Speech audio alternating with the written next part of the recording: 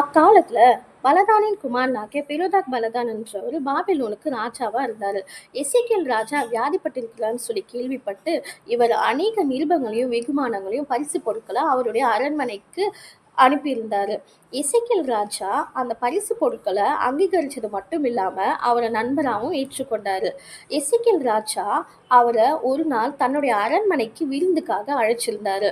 அப்போ பெரோதாக் பலதான் அவருடைய அரண்மனைக்கு விருந்து உண்ண போனாரு. எசேக்கியேல் ராஜாவும் பெரோதாக் பலதானும் உணவு உண்ட பிறகு எசேக்கியேல் ராஜா தன்னுடைய ராஜ்யத்துக்கு கீழே இருக்கிற அரண்மனையில இருக்கிற எல்லா அறைகளையும் பொக்கிஷங்களையும் பரிமள தைலங்களையும் வெள்ளியையும் பொன்னையும் கந்த வர்க்கங்களையும் எல்லாவற்றையும் திறந்து காட்டும்படியாய் மற்றும் ஆயுத சாலைகளையும் திறந்து காட்ட முடியும் தன்னுடைய ராஜ்யத்தின் எல்லா ரகசியங்களையும் வெளிப்படையா பெரோதாக் பலதான் கிட்ட திறந்தும் காட்டுறாரு.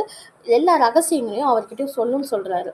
எசேக்கியேல் ராஜாவும் பெரோதாக் பலதானும் உணவு உண்ட பிறகு எசேக்கியேல் ராஜா அரண்மனையில இருக்கிற தன்னுடைய ராஜ்யத்துக்கு கீழே இருக்கிற எல்லா ரகசியங்களையும் அவர்கிட்ட இருக்கிற அநேக பொக்கிஷங்களை திறந்து காட்டும்படியா பெரோதாக் பலதான அரண்மனை முழுவதும் சுற்றி காட்ட கூட்டிட்டு போறாரு. அவர்கிட்ட இருக்கிற விலை உயர்ந்த பொக்கிஷங்களையும் கந்த வர்க்கங்களையும் பரிமள தைலங்களையும் வெள்ளியையும் பொன்னையும் அது மட்டும் இல்லாம ஆயுத சாலங்களையும் திறந்து காட்டுறாரு. எசேக்கியேல் ராஜாவுடைய அரண்மனையில அவர் திறந்து காட்டாத அவருடைய ரகசியங்களை வெளிப்படுத்தாத ஒரு அறைகளும் ஒரு ரகசியங்களும் எதுவுமே இல்லைன்னு வேதத்துல சொல்லப்படுது. அந்த மாதிரி எசேக்கியேல் ராஜா தன்னுடைய நண்பனா ஏற்றுக்கொண்ட பெரோதாக் பலதானை நம்பி தன்னுடைய ரகசியங்களையும் ராஜ்யங்களுடைய பொக்கிஷங்களையும் ராஜ்யத்தின் ரகசியங்களையும் எல்லாவற்றையும் அவர்கிட்ட வெளிப்படையா சொல்லி இருக்கிறாரு.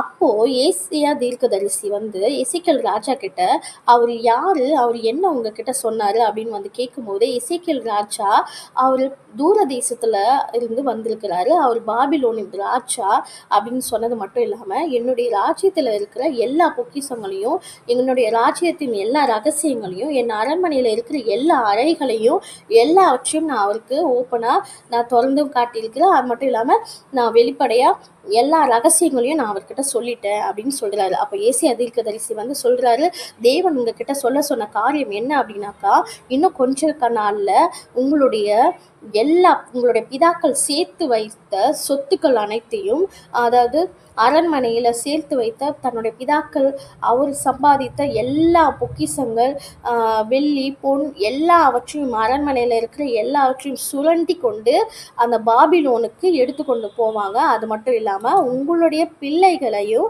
அந்த பாபிலோன் அரண்மனையில வேலைக்காரங்களா கூட்டிட்டு போவாங்க. இப்படி நீங்க மாட்டிக்கிட்டீங்க அப்படின்னு சொல்றாரு.